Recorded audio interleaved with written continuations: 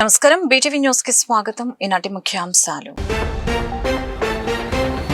రాష్ట్ర ఉప ముఖ్యమంత్రి పవన్ కళ్యాణ్ తో నీటిపారుదల శాఖ మంత్రి నిమ్మల రామానాయుడు భేటీ. సూపర్ ఎల్నినో పరిస్థితులపై చర్చ.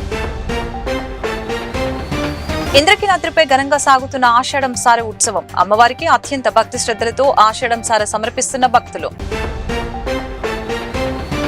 గుడివాడలో సందడి చేసిన హీరో కిరణ్ అబ్బవరం. సినీ రాజకీయ రంగాల్లో ఎంతో ప్రాముఖ్యత కలిగిన గుడివాడ రావటం తనకు సంతోషంగా ఉందని వెల్లడి. ఆర్టీసీ ఉద్యోగుల డిమాండ్లను రాష్ట్ర ప్రభుత్వం పరిగణలోకి తీసుకోవాలన్న ఆర్టీసీ జేఏసీ. ఆగస్టు నెలలో కూడా తమ ఉద్యమాన్ని కొనసాగించి సెప్టెంబర్లో తీవ్రతరం చేస్తామని స్పష్టీకరణ. రాష్ట్ర ఉప ముఖ్యమంత్రి పవన్ కళ్యాణ్ తో నీటిపారుదల శాఖ మంత్రి నిమ్మల రామానాయుడు ఈ రోజు భేటీ అయ్యారు.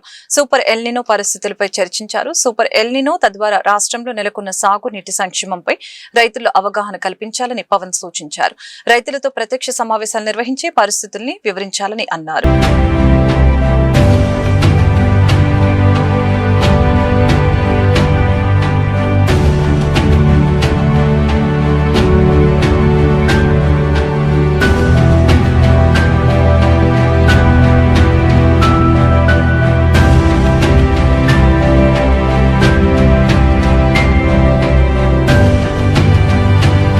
ఇంద్రకీలాద్రిపై వేంచేసి ఉన్న శ్రీ కనకదుర్గమ్మ వారికి మన అమ్మకు మనసారె పేరిట ఆషాఢ సారె అందచేయటం ఎంతో ఆనందంగా ఉందని వై కనెక్ట్ ప్రతినిధులు తెలిపారు. కనకదుర్గమ్మ తల్లి దయతో తమ వ్యాపారాలన్నీ సక్రమంగా సాగాలని, ప్రజలంతా సుఖ సంతోషాలతో వర్ధిల్లాలని వారు ఆకాంక్షించారు. ఇంద్రకీలాద్రిపై వేంచేసి ఉన్న శ్రీ కనకదుర్గమ్మ వారికి వై కనెక్ట్ ఆధ్వర్యంలో మన అమ్మకు మనసారె పేరిట ఆషాఢ సారె సమర్పణ చేశారు. బ్రాహ్మణ వీధిలోని రాఘవేంద్ర స్వామి ఆలయం నుంచి వై కనెక్ట్ ప్రతినిధులు అమ్మవారికి పసుపు, కుంకుమ, చీర, సారె ఇంకా ఇతర మంగళ ప్రదమైన ద్రవ్యాలతో సారెని తీసుకుని ఇంద్రకీలాద్రికి తరలి వెళ్లారు. మహామండపంలో అమ్మవారికి సారెను సమర్పించి భక్తి ప్రపత్తులతో పూజల్ని నిర్వహించడం జరిగింది. దేశం సురక్షితంగా ఉండాలని, అన్నదాతలు, సైనికులు, అన్ని వర్గాల వారు ఆనందోత్సాహాలతో వర్ధిల్లాలని, అమ్మవారి దయతో తమ వ్యాపారాలు అన్ని సక్రమంగా సాగాలని కార్యక్రమాన్ని ప్రతి ఏటా ఆషాఢ మాసంలో నిర్వహిస్తున్నట్లు వివరించారు. విజయవాడ మన అమ్మకు మనసారి కార్యక్రమం ఆషాఢ మాసంలో ప్రతి సంవత్సరం ఈ కనెక్ట్ ఆధ్వర్యంలో మా ఫౌండర్ సాయిబాబు గారి ఆధ్వర్యంలో ప్రతి సంవత్సరం తీసుకెళ్ళడం జరుగుతుంది అంగరంగ వైభవంగా. అలాగే ఈ సంవత్సరం కూడా ఈరోజు మన అమ్మకి సారి తీసుకెళ్ళడం జరుగుతుంది.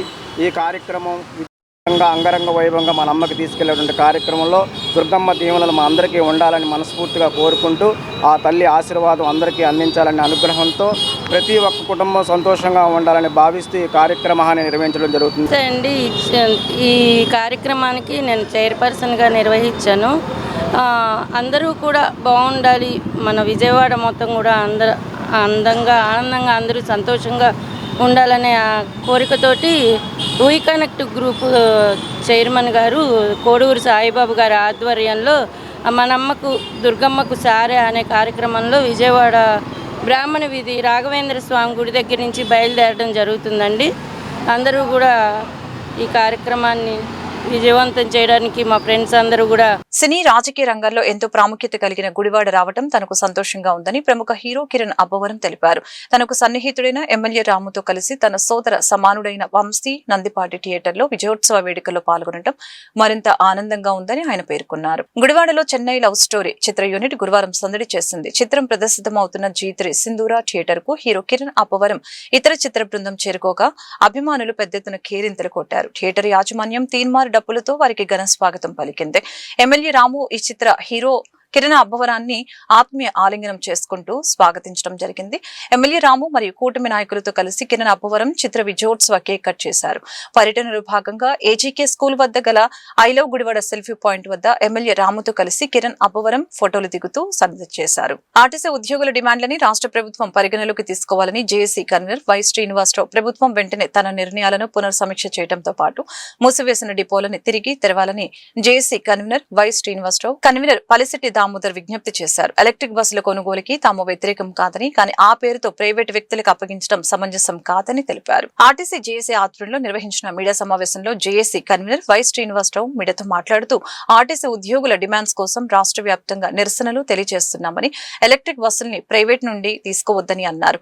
ఆర్టీసీ ప్రైవేట్ బస్సులని నడపాలని అన్నారు. మూసివేసిన డిపోలను ఎలక్ట్రిక్ బస్సుల నిర్వహణ కోసం తిరిగి తెరవాలని తెలియజేశారు. ఖాళీగా ఉన్న 15,000 ఉద్యోగాలని భర్తీ చేయాలని అన్నారు. ప్రభుత్వం వెంటనే తన నిర్ణయాలను పునఃసమీక్ష చేయడంతో పాటు మూసివేసిన డిపోలను తిరిగి తెరవాలని డిమాండ్ చేయడం జరిగింది. ఆగస్టు నెలలో కూడా తమ ఉద్యమాన్ని కొనసాగించి సెప్టెంబర్లో తీవ్రతరం చేస్తామని హెచ్చరించారు. శ్రీనివాసరావు, ఏపీపీటీడీ జేఏసీ రాష్ట్ర convener, APSRTC national Mazdoor unity association రాష్ట్ర అధ్యక్షుడు. ఈరోజు ఏపీపీటీడీ జేఏసీ రాష్ట్ర స్థాయి విస్తృత స్థాయి సమావేశం జరగడం జరిగింది. ఈ సమావేశంలో గత 2 నెలల నుంచి రాష్ట్ర ప్రభుత్వం ఆర్టీసీ యాజమాన్యం దృష్టికి తీసుకెళ్లినటువంటి సమస్యల విషయంలో సరైన స్పందన లేని దానిపై విస్తృతమైన చర్చ జరిగి మరి ఏదైతే స్పందన లేనందుకు నిరసనగా మరి 3వ దిశ ఉద్యమ కార్యాచరణని వాళ్ళు డిసైడ్ చేయడం జరిగింది. ప్రధానంగా 2వ దశలో ఉన్నటువంటి ఉద్యమ కార్యాచరణ వరకు 2 నెలలు చేసినటువంటి ఉద్యమ కార్యాచరణలో సామరస్యపూర్వకంగా ప్రభుత్వానికి కానీ ప్రజలకు కానీ ఎలాంటి ఇబ్బంది లేకుండా మా ఉద్యమ కార్యాచరణ తెలియపరచడం జరిగింది. అందులో ప్రధానంగా ప్రజాప్రతినిధులు ఎవరైతే ఉన్నారో రాష్ట్ర మంత్రివర్యుల దగ్గర నుంచి శాసనసభ్యులు, పార్లమెంట్ సభ్యులు, రాజ్యసభ సభ్యులు, ఎమ్మెల్సీలందరికీ కూడా ఏపీఎస్ఆర్టీసీని విద్యుత్ బస్సుల పేరిట ప్రైవేటు కంపెనీలకు ఇవ్వటం వల్ల ఏపీఎస్ఆర్టీసీ మనుగడ ఏమవుతుంది, ప్రజలకు కలిగే ఇబ్బందులు ఏంటనే దాని మీద స్పష్టంగా ఒక బుక్లెట్ తయారు చేసి ఇవాళ మనుగడకి ఇబ్బంది అయ్యేటువంటి ఆర్టీసీని కాపాడండి అని ప్రజాప్రతినిధులకి అందరికీ మరి ఇవ్వడం జరిగింది. అయినప్పటికీ ప్రభుత్వం నుంచి ఎలాంటి స్పందన ఈనాటి వరకు రాకపోవడం వల్ల ఈరోజు జేఏసీగా నిర్ణయం చేసి మరి ఏదైతే రాష్ట్ర వ్యాప్తంగా నెక్స్ట్ నెల మరి ఉద్యమ కార్యాచరణలో భాగంగా 3వ తారీఖుని రాష్ట్రంలో ఉన్న ఏపీఎస్ఆర్టీసీలో ఉన్న అందరు వర్కర్స్ దాదాపు 45,000 మంది వర్కర్స్ సంతకాలు పెట్టి జిల్లా కలెక్టర్ల ద్వారా రాష్ట్ర ముఖ్యమంత్రి గారికి మా ఆందోళన, మా అభ్యర్థన ఏపీఎస్ఆర్టీసీని కాపాడండి అనే విధంగా ఇవాళ ఉద్యమ సంతకాలతో సేకరించి ముఖ్యమంత్రి గారికి పంపడం జరుగుతుంది. అదేవిధంగా 7, 8 తారీఖులు ఇంతవరకు ఏపీఎస్ఆర్టీసీ జేఏసీ పరంగా ఆర్టీసీ ఉద్యోగుల ద్వారాగానే ఉద్యమం నిర్వహించినటువంటి మేము 7, 8 తారీఖుల్లో ఇవాళ ప్రభుత్వం రాష్ట్రంలో ఉన్న ప్రభుత్వ ఉద్యోగ సంఘాలుగా ఈరోజు జేఏసీగా ఏర్పడి పోరాటం చేస్తున్న సంగతి మీ అందరికీ తెలిసిందే. ప్రత్యేకించి ఆర్టీసీ ఉద్యోగ సంఘాలుగా పోరుబాట పట్టడానికి కారణం ఇవాళ ప్రభుత్వం నిర్ణయం తీసుకొని ఆర్టీసీలో ఉన్నటువంటి మొత్తం ఉన్న డీజిల్ బస్సులన్నింటినీ కూడా స్థానంలో ఎలక్ట్రికల్ బస్సులు ప్రవేశపెడతామని, అది 2029 నాటికి అన్ని బస్సులు కూడా ఎలక్ట్రికల్ బస్సులు అది కూడా ప్రైవేట్ ఆపరేటర్స్ ద్వారా ప్రవేశపెడతామని ప్రకటన చేయడం అయితే జరిగింది.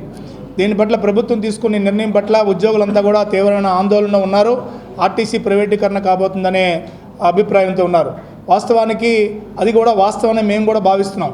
కానీ ప్రభుత్వ పెద్దలు కానీ ప్రభుత్వం నుంచి ప్రకటనలు కానీ ఆర్టీసీ ప్రైవేటీకరణ కాదు, ఉద్యోగులకు ఎటువంటి ఇబ్బంది లేదని హామీలు అయితే ఇస్తున్నారు. కానీ హామీలు మాత్రం వాస్తవం కాదని మేమైతే ఖరాఖండిగా ఖండించడం జరుగుతుంది. ఎందుకంటే ఇవాళ ఆర్టీసీలో ప్రవేశపెట్టబోతున్న బస్సులు ఎలక్ట్రికల్ బస్సులన్నీ ప్రైవేట్ బస్సులే ప్రవేశపెడతాం, ప్రైవేట్ సిబ్బందితో నడుపుతాం. అలాగే ప్రైవేట్ ఆపరేటర్లకి విద్యుత్ బస్సులకి ఆర్టీసీ స్థలాల్లోని విలువైన స్థలాలని కేటాయించి డిపోలకి కేటాయిస్తామని చెప్పేసి ఒకవైపు నిర్ణయాలు తీసుకుంటుంటే ఆర్టీసీ ప్రైవేటీకరణ కాదంటే ఎవరు నమ్మే పరిస్థితి లేదు. అందుకని వాళ్ళ ప్రభుత్వం వెంటనే ఆలోచన చేసుకోవాలి.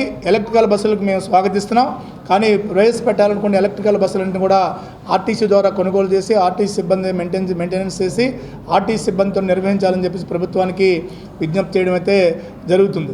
అంతేకాకుండా ఇవాళ ఎస్ఐ పోలీస్ కానిస్టేబుల్ పోస్టుల సంఖ్యను పెంచి తక్షణమే నోటిఫికేషన్ విడుదల చేయాలని డివైఎఫ్ఐ రాష్ట్ర కార్యదర్శి జి రామన్న కూటమి ప్రభుత్వాన్ని డిమాండ్ చేశారు. ఎస్ఐ పోలీస్ కానిస్టేబుల్ పోస్టుల సంఖ్యను పెంచి తక్షణమే నోటిఫికేషన్ విడుదల చేయాలని డిమాండ్ చేస్తూ విజయవాడలోని అలంకా ధర్నా చౌక్ వద్ద డివైఎఫ్ఐ ఆధ్వర్యంలో నిరసన ధర్నా చేపట్టారు. ఈ కార్యక్రమంలో రాష్ట్ర కార్యదర్శి జి రామన్న మాట్లాడారు. బాబు వస్తే జాబు అని అధికారంలోకి వచ్చిన కూటమి ప్రభుత్వం నిరుద్యోగులను మోసగించిందని విమర్శించడం జరిగింది. తక్షణమే 11,600 పోస్టుల్ని భర్తీ చేయాలని, లేని పక్షంలో ఢిల్లీలోని జెన్జీ తరహాలో ఆంధ్రప్రదేశ్లోనూ పెద్ద ఎత్తున ఉద్యమం చేస్తామని హెచ్చరించారు. జి రామన్న డివైఎఫ్ఐ రాష్ట్ర కార్యదర్శి. బాబు వస్తే జాబ్ వస్తుందని చెప్పారు. బాబు వస్తే ప్రతి ఏటా జాబ్ క్యాలెండర్ ఉంటుంది, నిరుద్యోగ సమస్య ఉండదు అని చెప్పి ప్రకటించారు. తేరా 2 ఏళ్ళ తర్వాత ఎక్కడ వేసిన గొంగలు ఎక్కడన్నట్టు ఈరోజు నిరుద్యోగ సమస్య ఏమీ పరిష్కారం చేయకపోగా మరింత ముదిరింది. ఈరోజు ఈ రాష్ట్రంలో దాదాపు 10,000 పైగా పోలీస్ కానిస్టేబుల్ నోటిఫికేషన్ త్వరలోనే భర్తీ చేస్తామని చెప్పి అదిగో అని చెప్పి తేరా ఈరోజు నిరుద్యోగుల్లో ఆశలు నిలజల్లారు. కేవలం 1970 పోస్టులు మాత్రమే కానిస్టేబుల్ నోటిఫికేషన్ ఇస్తున్నట్టు జాబ్ క్యాలెండర్లో ఉగాది రోజున లోకేష్ గారు జాబ్ క్యాలెండర్లో ఉంది. ఇది అన్యాయము, ఇది దుర్మార్గం. దీన్ని తీవ్రంగా ఖండిస్తున్నాం. ఇప్పటికైనా హోంమంత్రి గారు సాక్షాత్తు శాసనసభలు చెప్పిన లెక్కలైనా బయటకు తీయండి. లేదా అంతకుముందు పోలీస్ అమరవీరుల సందర్భంగా దాదాపు 19,096 పోస్ట్ ఖాళీ ఉండని చెప్పి గతంలో ప్రకటించింది. ఆ పోస్టులన్నీ ఏమయ్యాయని అడుగుతున్నాం. అందుకనే ప్రశ్నిస్తానని చెప్పిన పవన్ కళ్యాణ్ నిరుద్యోగుల గురించి ఏం మాట్లాడు. అట్లాగే లోకేష్ గారికి ఏమో 4-5 శాఖలు ఇచ్చారు. మరి మా పరిస్థితి ఏంటి అనేటువంటిది మా ప్రశ్న. అంటే ఒక ఎమ్మెల్యేనో ఎంపీనో చనిపోతే 6 నెలల్లో ఎన్నికలు పెట్టే ఈ ప్రభుత్వానికి 6 ఏళ్ళైనా ఎందుకు నోటిఫికేషన్ ఇవ్వడం లేదు అనేటువంటిది మా ప్రశ్న. అందుకనే పోలీస్ కానిస్టేబుల్ నోటిఫికేషను 10,000 పైగా పోస్టుతో నోటిఫికేషన్ తక్షణమే ఇవ్వాలనేటువంటిది మా మొదటి డిమాండు. రెండవది వయోపరిమితి రెగ్యులర్ నోటిఫికేషన్ లేనందువల్ల రాష్ట్రంలో జాబ్ క్యాలెండర్ రావాలంటే కూటమి ప్రభుత్వం అధికారం రావాలని చెప్పేసి ఆనాడు ముఖ్యమంత్రి చంద్రబాబు గారు, నారా లోకేష్ గారు యువపాలెం పాదయాత్ర పేరు మీద ప్రశ్నిస్తానన్న పవన్ కళ్యాణ్ గారు ఈ ముగ్గురు కలిసి రాష్ట్ర వ్యాప్తంగా పర్యటనలు చేసి నిరుద్యోగుల పక్షాన మేము తప్ప ఏ ప్రభుత్వం నిలబడదు అని చెప్పారు. కానీ మీరు అధికారంలోకి వచ్చిన తర్వాత మీరు మాత్రమే నిలబడారు, నిరుద్యోగులంతా కూడా రోడ్డు పాలు అయ్యారని చెప్పేసి సందర్భంగా రాష్ట్ర ప్రభుత్వానికి తెలియజేస్తున్నాం. ఎందుకంటే నోటిఫికేషన్ లేక అనేక మంది నిరుద్యోగులు తమ సర్టిఫికేట్లు పెట్టుకొని ఇతర రాష్ట్రాలకు వలసలు వెళ్ళి ఎక్కడో దొరికిన పని చేసుకుంటూ జీవనం గడిపే పరిస్థితి రాష్ట్రంలో నిరుద్యోగులకు కనపడింది. అందుకే మేము అడుగుతున్నాం, ఎక్కడో పోయి అడిగి తినే పరిస్థితి ఈ రాష్ట్ర నిరుద్యోగులు కాదు. ఏవైతే మీరు ఎన్నికల సందర్భంగా ఇస్తామన్నట్టు నోటిఫికేషన్ ద్వారా ఎస్ఐ కానిస్టేబుల్ సంబంధించినటువంటి 2,500 పోస్టులు కాదు, ఈ రాష్ట్రంలో 10,000 పైగా ఖాళీలు ఉన్నాయి, వాటిని భర్తీ చేయమని చెప్పేసి నిరుద్యోగులందరూ కూడా ఈరోజు ధర్నా చేస్తున్నాం. అదే రకంగా జాబ్ క్యాలెండర్ కోసం వందలాది మంది నిరుద్యోగులు నీ కోచింగ్ సెంటర్లో ముగ్గుతున్నారు తప్ప ఒక నోటిఫికేషన్ ఇచ్చి వాళ్ళందరినీ కూడా ఒక జీవితాల్లో ఆనందం పంచే విషయాన్ని మాత్రం ఈ రాష్ట్ర ప్రభుత్వం తీసుకోవడంలే. వీళ్ళ జీవితాల్లో మాత్రం ఆనందాలు వెల్లిబురుస్తున్నాయి, కానీ నిరుద్యోగుల జీవితాల్లో మాత్రం కన్నీళ్ళు తప్ప మరి ఏడు మిగిలే పరిస్థితి రాష్ట్రంలో లేదని చెప్పేసి కనకదుర్గమ్మ దేవాలయాన్ని ప్రపంచ ప్రఖ్యాతిగాంచిన క్షేత్రంగా తీర్చిదిద్దడానికి కేంద్ర నిధులు తెస్తున్నామని ఎంపీ కేశినేని శివనాథ్ చెబుతున్నారని, ఏవోగా ఐఏఎస్ అధికారిని నియమించాలని ఏపీపీసీ ఉపాధ్యక్షులు కొలనకొండ శివాజీ కోరారు. తన కార్యాలయంలో ఏర్పాటు చేసిన విలేకరుల సమావేశంలో ఆయన మాట్లాడారు. తిరుపతి, వారణాసి, షిరిడి వంటి ఇతర ప్రముఖ పుణ్యక్షేత్రాల మాదిరిగానే అమ్మవారి పేరుతో రైలు నడిచేలాగా తక్షణమే రైల్వే మంత్రిత్వ శాఖతో మాట్లాడి ఫలితం సాధించాలని అన్నారు. అమ్మవారి దేవాలయం, కనకదుర్గమ్మ తల్లి దేవాలయాన్ని ప్రపంచ ప్రఖ్యాతి వహించే విధంగా తీర్చిదిద్దుతున్నాం, కేంద్ర నిధులు తీసుకొస్తున్నాం అని చెప్పి చెబుతా ఉన్నాడు. మేమేమంటామంటే, అయ్యా అమ్మవారి గుడి దేవాలయం యొక్క స్థాయిని మార్చండి, పెంచండి. ఎవరో ఎగ్జిక్యూటివ్ ఆఫీసర్ కాకుండా డైరెక్ట్ ఐఏఎస్ని కనుక ఆ గుడికి వేసి మంత్రివర్గంలో ఆమోదం చేసి అప్పుడు మాత్రమే దేవాదాయ శాఖ నిధులు కానీ, గుడి నిధులు కానీ, కేంద్ర నిధులు కానీ తీసుకొస్తే బాగుంటుంది. ఆ గుడి ప్రాధాన్యత, విశిష్టతని పెంచడం కోసం 2014 నుంచి మేము రాష్ట్ర విభజన జరిగిన కాడి నుంచి కూడా చాలా దగ్గరగా గట్టిగా ఈ ప్రభుత్వాన్ని, అయ్యా విజయవాడ నుంచి డజన్ల సంఖ్యలో రోజు రైళ్ళ రాక పోక, సూపర్ ఫాస్టు, ఎక్స్ప్రెస్, అనేక ట్రైన్స్ వెళ్తూ ఉన్నాయి. మీరు తక్షణమే అమ్మవారి గుడికి సంబంధించి ఏదైనా ఒక ట్రైన్కి, కొత్త ట్రైన్కి కనకదుర్గ ఎక్స్ప్రెస్సు, ఇంద్రకీలాద్రి ఎక్స్ప్రెస్సు అని చెప్పి పేరు పెట్టాలి అని చెప్పి చెప్పడం కూడా జరిగింది. ఇంకేముంది, నేను డిఆర్ఎం గారికి ఉత్తరం రాసిస్తాను అని చెప్పి సుజనా చౌదరి గారు చెప్తాడు. మరేమో ఈయనేమో ఎంపీ గారేమో లోక్సభలో సంబంధిత మంత్రి గారి గురించి దగ్గరికి వెళ్ళి, రైల్వే శాఖ మంత్రి దగ్గరికి వెళ్ళి, రైల్వే బోర్డు దగ్గరికి వెళ్ళి, అయ్యా చాలా విశిష్టత, ప్రాముఖ్యత, ప్రాధాన్యత కలిగిన ఇంద్రకీలాద్రి ఎక్స్ప్రెస్కి ఒక ట్రైన్ పేరు పెట్టండి అని అని ఈయన ఎందుకు అడగలేకపోతున్నాడు అర్థం కావట్లా. తిరుపతికి ఉంది, కాళహస్తికి ఉంది, అలాగే వారణాసికి ఉంది, షిరిడీకి ఉంది, శబరిమలకి ఉంది. అన్ని పుణ్యక్షేత్రాలకి భారతదేశంలో ట్రైన్స్ ఉన్నాయి. అలాగే అమ్మవారి పేరు వచ్చేటట్టు ఇంద్రకీలాద్రి ఎక్స్ప్రెస్ అని, కనకదుర్గ ఎక్స్ప్రెస్ అని ఒక పేరు పెట్టి అది సాధించమని చెప్పి ఉట్టికి ఎగరలేనమ్మ స్వర్గానికి ఎగిరిందంట. అలా ఉంది మన గౌరవ ఎంపీ గారి వ్యవహార శైలి. తక్షణమే రైల్వే బోర్డుతో మాట్లాడతారో రైల్వే మంత్రిత్వ శాఖతో మాట్లాడతారో. ఆషాఢ మాసం సందర్భంగా శ్రీదేవి సాంస్కృతిక సాంఘిక సంక్షేమ సంఘం ఆధ్వర్యంలో ఆషాఢ బోనాల ఉత్సవాన్ని అంగరంగ వైభవంగా నిర్వహించారు. బీఆర్టీఎస్ రోడ్డు నుండి 108 మంది ముత్తైదువుల తలపై బోనాలు పెట్టుకుని అల్లూరి సీతారామరాజు వంతెన వద్ద ఉన్న అమ్మవారికి బోనం సమర్పించారు. ఆషాఢ మాసం సందర్భంగా శ్రీదేవి సాంస్కృతిక సాంఘిక సంక్షేమ సంఘం ఆధ్వర్యంలో ఆషాఢ బోనాల ఉత్సవం అంగరంగ వైభవంగా నిర్వహించడం జరిగింది. కార్యక్రమంలో మాజీ కార్పొరేటర్ వీర మాచినేని లలిత, జనసేన నాయకులు బడిత శంకర్ పాల్గొన్నారు. ఈ సందర్భంగా వారు మాట్లాడుతూ శ్రీదేవి ఆధ్వర్యంలో బోనాల కార్యక్రమం జరగడం సంతోషంగా ఉందని తెలియజేశారు. అనంతరం శ్రీదేవి సాంస్కృతిక సాంఘిక సంక్షేమ సంఘం వ్యవస్థాపక అధ్యక్షురాలు శ్రీదేవి మాట్లాడుతూ తమ సంఘం ఆధ్వర్యంలో ప్రతి నెల ఏదో ఒక కార్యక్రమం చేపడుతున్నామని తెలియజేశారు. అమ్మవారి ఆశీస్సులతో వర్షాలు పడి పంటలు సమృద్ధిగా పండాలని ఆమె ఆకాంక్షించారు. అందరికీ నమస్కారం. నా పేరు దూపాటి శ్రీదేవి. శ్రీదేవి సాంస్కృతిక సాంఘిక సంక్షేమ సంఘం ఆధ్వర్యంలో ప్రతి నెల మహిళలకు సంబంధించిన కార్యక్రమాలు చేస్తూ వస్తున్నాను. దానికి చాలామంది సపోర్ట్ చేస్తూ వస్తున్నారు. అలాగే ఈరోజు ఆషాఢ మాసం కాబట్టి అమ్మవారికి సారె తీసుకెళ్తూ ఉంటారు. కానీ తెలంగాణ సంస్కృతి బోనాలు అన్నది అది మనం కూడా అమ్మవారికి సమర్పించేదే కదా, ఏదైనా సరే అమ్మవారికి చెందేదే కదా అని నేను బోనాల కార్యక్రమం పెట్టాను. దానికి విశేష స్పందన వచ్చింది. సుమారుగా 200 మంది మహిళలు ఈ కార్యక్రమంలో పాల్గొనడానికి వచ్చారు. అలాగే నాకు సహకరించిన లలిత గారు అడగంగానే ప్లేస్ ఇచ్చారు. అలాగే భారత శంకర్ గారు జనసేన పార్టీ నుంచి ఆయన సెంట్రల్ కన్వీనర్గా ఉన్నారు. వారు అడగంగానే చీరలు ఇచ్చారు. అలాగే ఇంకా బ్యాక్గ్రౌండ్గా ఉండి చాలామంది నాకు సపోర్ట్ చేస్తూ వచ్చారు. అలా నేను మీడియా మిత్రులు కూడా నాకు సపోర్ట్ చేస్తున్నారు. ఈ బోనం సమర్పించడం అనేది మనకు ఆచారంగా వచ్చింది. ఇప్పుడు వర్షాలు కురవట్లేదు, ఎండలు మండిపోతున్నాయి, పంటలు పండట్లేదు. ఈ అమ్మవారు మనకి అనుగ్రహించాలని, మనకి పంటలు పండాలని, వర్షాలు కురవాలని అమ్మవారిని కోరుకుంటూ ధన్యవాదాలు. శ్రీదేవి గారి ఆధ్వర్యంలో ఇక్కడ బోనాలు అమ్మవారికి సమర్పించడం జరుగుతుంది. అది శ్రీదేవి గారు నేను పూజ చేసుకుంటూ ఉండగా శ్రీదేవి గారు వచ్చి లలిత గారు ఇక్కడి నుంచి బోనాలు తీసుకెళ్తానని అడిగితే నేను అది అమ్మవారే నాకు ఇట్లా సంకల్పం పంపించారని అనుకుని ఎమ్మటే ఒప్పుకోవటం జరిగింది. నాకు ఇవాళ చాలా సంతోషంగా ఉంది.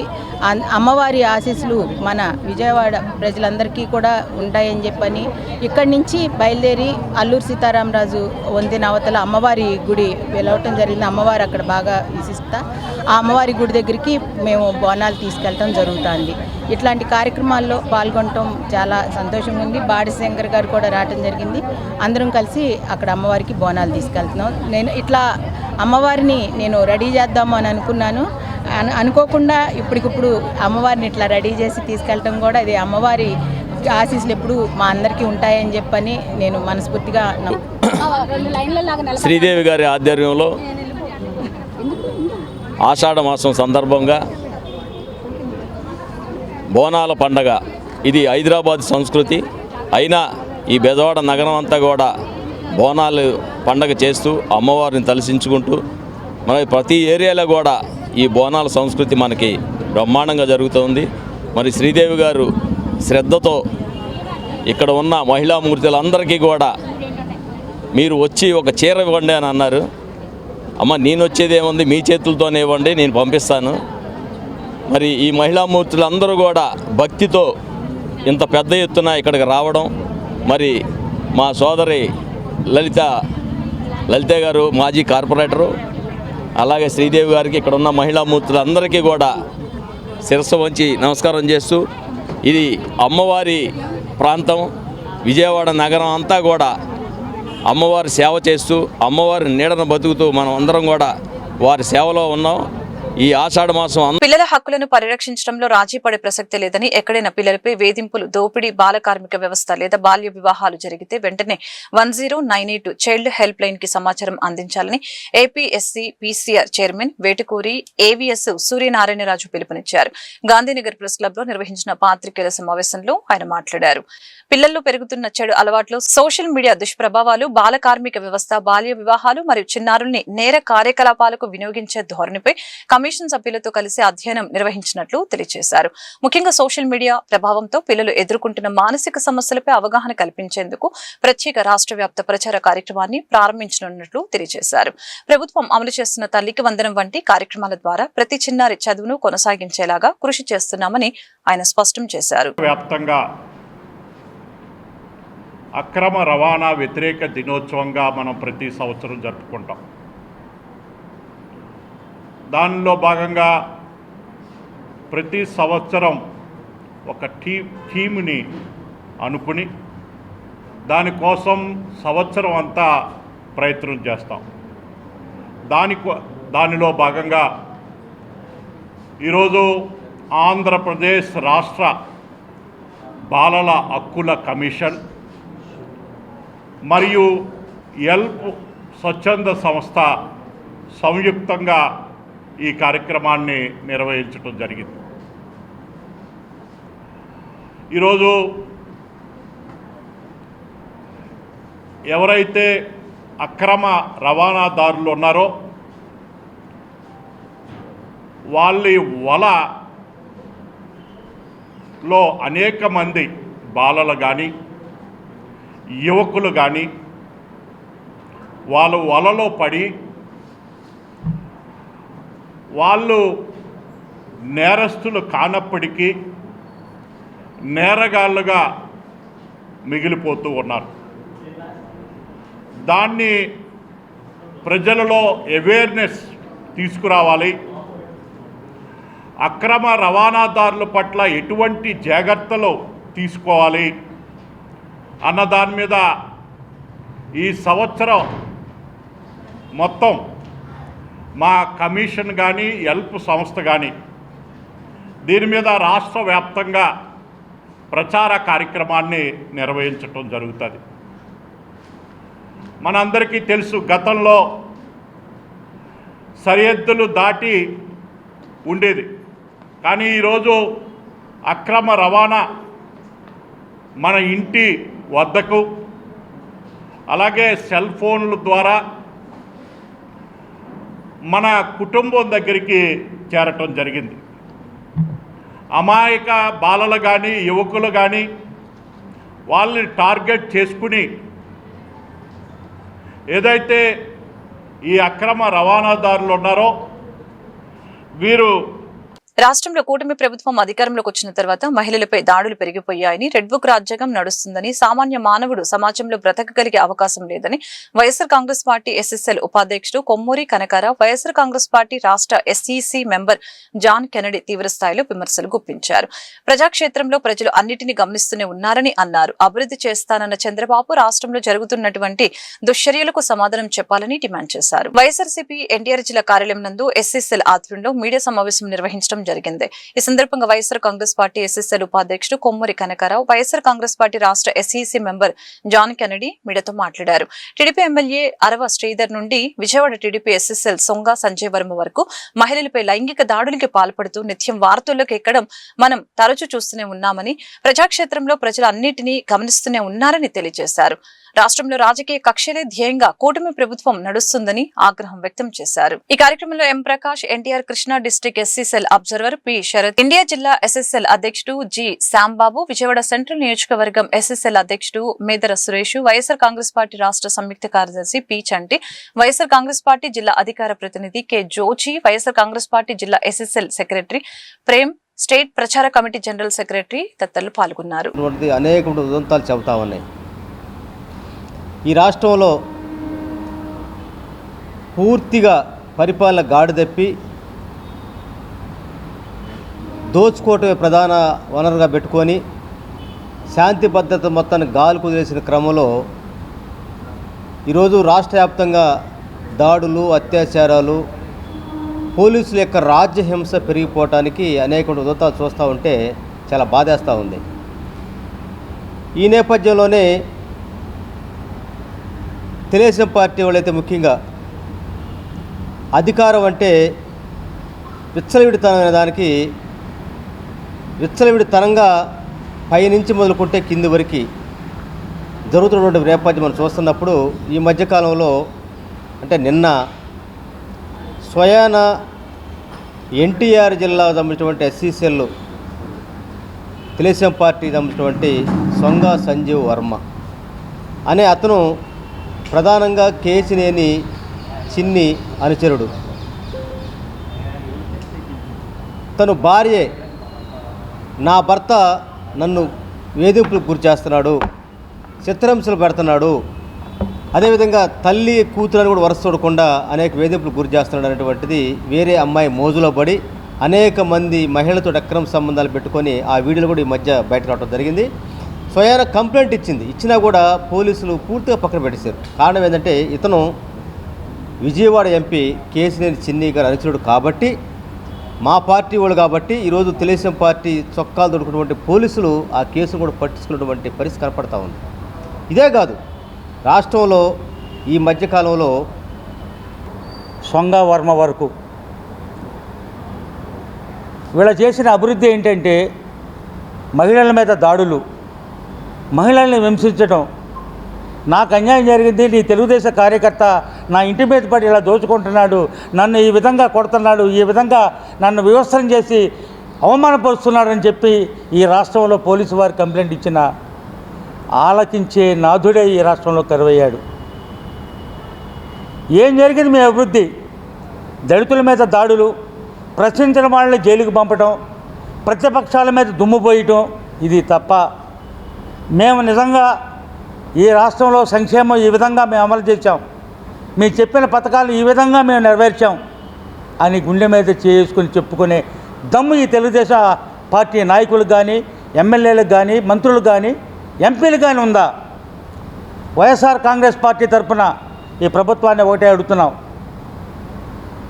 దోపిడీదారులు పక్కన పెట్టుకుంటున్నారు, మహిళల్ని హింసించే వాళ్ళని పక్కన పెట్టుకుంటున్నారు. వాళ్ళ తెల్ల తొక్కాలు ఎంచుకొని వాళ్ళ కారుల్లో ఎక్కించుకుని వాళ్ళు చేసే దోపిడీలో మీరు వాటాలు తీసుకుంటే ప్రజలకు మీ మీద ఏటువంటి విశ్వాసం ఉంటుంది? ప్రజలు ఏ విధంగా మీకు నమ్ముతారు? మీకు ఓట్లేసిందే వాళ్ళు మీతో, మీ కార్యకర్తలతో, మీ నాయకులతో ఈ ప్రజలు తల్లించుకోటాక, వీళ్ళ ఆస్తులు మీరు దోచుకోటాక చంద్రబాబు నాయుడు గారికి కళ్ళుకు ఈ యొక్క పరిపాలన, ఈ విధానం. విద్యార్థుల్ని గట్టర్ జనరేషన్ గా అవమానించిన బీజేపీ ఎంపీ కంగనా రనౌత్ పై వెంటనే క్రిమినల్ కేసు నమోదు చేసి అరెస్టు చేయాలని సిపి రాష్ట్ర కార్యదర్శి గుజ్జల ఈశ్వరయ్య డిమాండ్ చేశారు. ప్రజా సమస్యలపై స్పందించాల్సిన ప్రజాప్రతినిధులు ప్రజా ఉద్యమాలని అవహేళన చేయడం అత్యంత బాధ్యత రాహిత్యమని మండిపడ్డారు. విద్యార్థుల్ని గట్టర్ జనరేషన్ గా అవమానించిన బీజేపీ ఎంపీ కంగనా రనౌత్ పై వెంటనే క్రిమినల్ కేసు నమోదు చేసి అరెస్టు చేయాలని సిపి రాష్ట్ర కార్యదర్శి గుజ్జల ఈశ్వరయ్య డిమాండ్ చేయడం జరిగింది. దేశవ్యాప్తంగా విద్యార్థి ఉద్యమంలో 2 లక్షల మంది పాల్గొంటే కేవలం 1.4% మందిపైనే క్రిమినల్ కేసులు నమోదయ్యాయని, కానీ బీజేపీలో మాత్రం 39% మంది ఎంపీలపై క్రిమినల్ కేసులు ఉన్నాయని విమర్శించారు.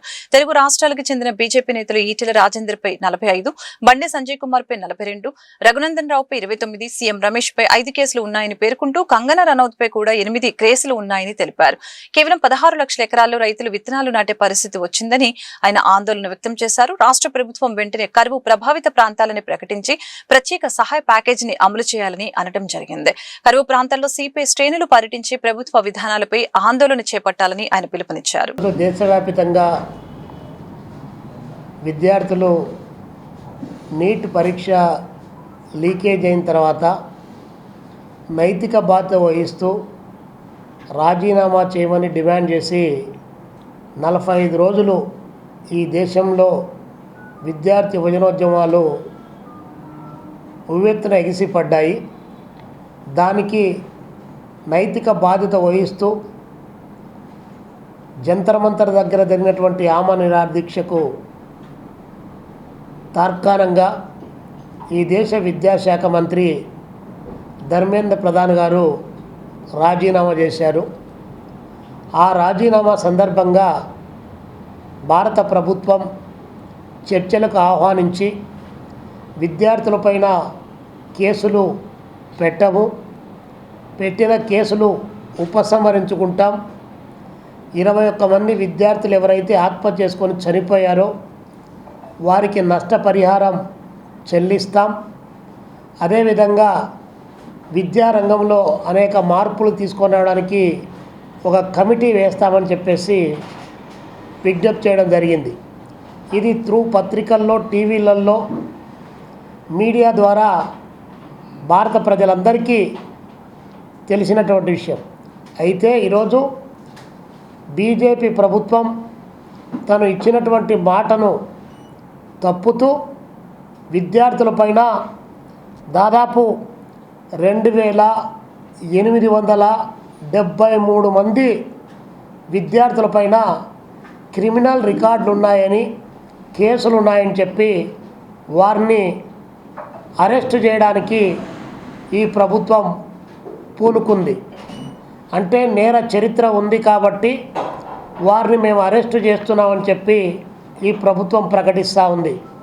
మరి మేము అడుగుతూ ఉన్నాం భారత ప్రభుత్వాన్ని, 543 మంది పార్లమెంటు సభ్యుల్లో దాదాపు 46% మంది క్రిమినల్ రికార్డు ఉన్నటువంటి వాళ్ళు ఈరోజు పార్లమెంటు సభ్యులుగా వారు ఈరోజు దేశంలో ప్రజాస్వామ్యాన్ని కాపాడేటువంటి గొప్ప వ్యక్తులుగా ఉన్నారు. మీ భారతీయ జనతా పార్టీ బీజేపీకి సంబంధించినటువంటి మీ పార్టీ రాష్ట్రంలో ఎన్డీఏ కూటమి ప్రభుత్వం అధికారంలోకి వచ్చిన తర్వాత విద్య సామాజిక వ్యవస్థలలో విప్లవాత్మక మార్పులు వచ్చాయని విద్యాశాఖ మంత్రి నారా లోకేష్ మెగా డిఎస్సీ నియామకాలు, తల్లికి వందనం పథకాలని సమర్థవంతంగా అమలు చేశారని ఆంధ్రప్రదేశ్ వడ్డెర సంక్షేమ మరియు అభివృద్ధి సంస్థ చైర్మన్ మల్లె ఈశ్వరరావు కొనియాడారు. గత ప్రభుత్వంలో బీసీలను వైఎస్ఆర్ కాంగ్రెస్ పార్టీ పూర్తిగా నిర్లక్ష్యం చేస్తుందని తీవ్రంగా విమర్శలు గుప్పించారు. ఆంధ్రప్రదేశ్ వడ్డెర సంక్షేమ మరియు అభివృద్ధి సంస్థ చైర్మన్ మల్లె ఈశ్వరరావు మీడియాతో మాట్లాడారు. ప్రజా మౌలిక సదుపాయాలను నిర్వహించడంలో విఫలమయ్యారని వైఎస్ఆర్ కాంగ్రెస్ పార్టీ నాయకత్వంపై ఆరోపణలు చేశారు. ప్రస్తుత ప్రభుత్వం అణగారిన వర్గాల సాంస్కృతిక చిహ్నాలను గౌరవించడం, బీసీ భవన్ వంటి పటిష్టమైన పరిపాలన మద్దతును అందించడం ద్వారా ఆ వర్గాలకు గౌరవాన్ని పునరుద్ధరించిందని ఈశ్వరరావు తెలియజేశారు. మా యువనేత, యువగలం అధినేత, విద్య విలువ తెలిసినటువంటి యువనేత నారా లోకేష్ గారు ఆంధ్రప్రదేశ్ రాష్ట్ర విద్యాశాఖ మాత్యులు పారదర్శకంగా డిఎస్సి, మెగా డిఎస్సి ఉద్యోగాలను భర్తీ చేస్తూ వేలాది మంది యువత జీవితాలకు అండగా నిలిచారు, ఉద్యోగ అవకాశాలు కల్పించారు. ఆయన విద్యాశాఖ మంత్రిగా బాధ్యతలు చేపట్టిన కొద్ది రోజుల్లోనే విద్యాశాఖ అంతటిలో కూడా పెనుమార్పులు తీసుకొచ్చారు. నాణ్యమైన భోజనం, నాణ్యమైన విద్య, మరి పిల్లలు చదువుకునే పుస్తకాలలో గౌరవ చరిత్ర కలిగినటువంటి విలువైన నాయకుల యొక్క వారి యొక్క సంకల్ప ఉద్దేశాలను కూడా పుస్తకాల్లో పొందుపరిచారు. పిల్లల సంక్షేమం కొరకు తల్లికి వందనం స్కీమ్ అనేది నారా లోకేష్ గారి యొక్క ఆలోచనలో పుట్టినటువంటి పథకం. ఆ ఇంటిలో ఎంతమంది బిడ్డలుంటే అంతమంది బిడ్డలు చదువుకోవాలనే ఆశయంతో ఈ రాష్ట్రంలో విద్యాశాఖలో అహర్నిశలు శ్రమిస్తున్నటువంటి మా నాయకుడు నారా లోకేష్ గారు. బుద్ధి లేని వారు, మూర్ఖులు ఏదో ఒక విధంగా అబద్ధాల కోరుతో రాష్ట్ర ప్రజలకు ఒక సంకేతాలు, అంటే లేనివి చెప్పాలి, జరగనివి చెప్పాలనే దుర్మార్గ చర్యతో నిత్యము మాట్లాడుతున్నటువంటి వ్యక్తులు గొడ్డల పార్టీ నాయకులు. ఈరోజు పేర్ని నాని అనే వ్యక్తి ఈ మెగా డిఎస్సి గురించి చాలా దుర్మార్గంగా మాట్లాడాడు, దుర్మార్గుడు. మరి ఈ పేర్ని నాని అనే వ్యక్తికి కళ్ళున్నాయా? లేదు, ప్రతిపక్ష హోదాలో కూడా లేకుండా వారి పార్టీకి ప్రజలు బుద్ధి చెప్పినటువంటి సంగతిని వీళ్ళు మరిచిపోయారా అనేది ఒకసారి మేము గుర్తు చేస్తున్నాం. మా నాయకుడు లోకేష్ గారు సవాల్గా చెప్పారు, అలాగే మా కూటమి ప్రజాప్రతినిధులు అందరం కూడా చెప్పాం. రమ్మన్నారు లోకేష్ గారు, చర్చకి రండి, ఈ డిఎస్సి గురించి ఏదన్నా అవకతవకలు జరిగినాయి అంటే ఎక్కడైనా ప్రజాక్షేత్రంలో నేను చర్చకి సిద్ధం అన్నటువంటి నాయకుడు నారా లోకేష్ గారు. మరి మీరు చర్చకు వస్తారా? రారు. ఎందుకు? మీరు చెప్పేది అబద్ధాలు, మీరు చెప్పేది మాయ మాటలు. వార్తలు ముగించే ముందు ముఖ్యాంశాలు మరొకసారి. రాష్ట్ర ఉప ముఖ్యమంత్రి పవన్ కళ్యాణ్ తో నీటిపారుదల శాఖ మంత్రి నిమ్మల రామానాయుడు భేటీ, సూపర్ ఎల్నినో పరిస్థితులపై చర్చ. ఇంద్రకీలాద్రిపై ఘనంగా సాగుతున్న ఆషాఢం సార ఉత్సవం, అమ్మవారికి అత్యంత భక్తి శ్రద్ధలతో ఆషాఢం సార సమర్పిస్తున్న భక్తులు. గుడివాడలో సందడి చేసిన హీరో కిరణ్ అబ్బవరం, సినీ రాజకీయ రంగాల్లో ఎంతో ప్రాముఖ్యత కలిగిన గుడివాడ రావటం తనకు సంతోషంగా ఉందని వెల్లడి. ఆర్టీసీ ఉద్యోగుల డిమాండ్లను రాష్ట్ర ప్రభుత్వం పరిగణలోకి తీసుకోవాలన్న ఆర్టీసీ జేఏసీ, ఆగస్టు నెలలో కూడా తమ ఉద్యమాన్ని కొనసాగించి సెప్టెంబర్లో తీవ్రతరం చేస్తామని స్పష్టీకరణ. ఈ వార్తలు ఇంతటితో సమాప్తం. మరొక బులెటిన్ మళ్ళీ కలుద్దాం. నమస్కారం.